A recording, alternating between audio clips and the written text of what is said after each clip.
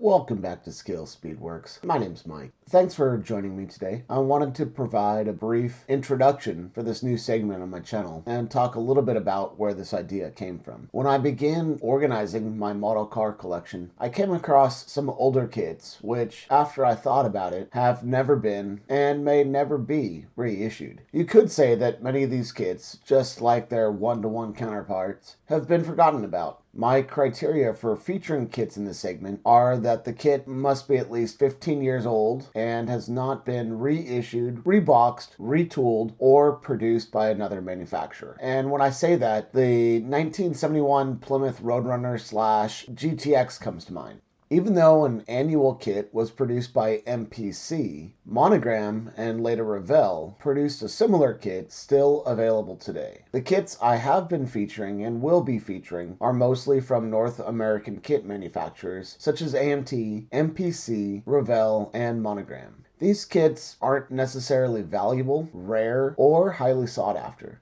In fact, they are mostly still widely available for reasonable prices. I know there are probably a million kits out there that meet this criteria. I'm currently making my way through my collection, but I'm always open to suggestions.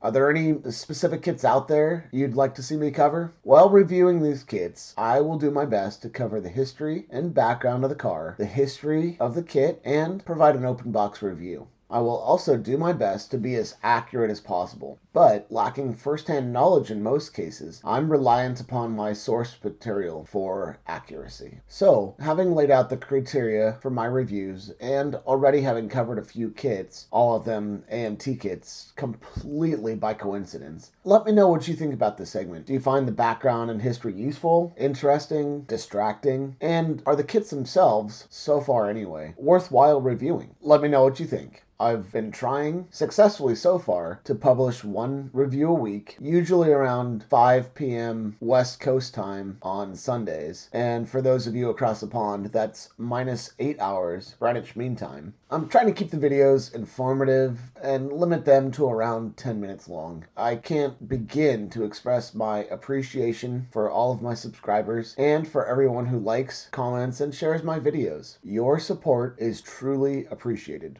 Let me know how you think I'm doing in the comments below, and I haven't run out of kits yet, so thanks for watching, and I'll see you on the next one.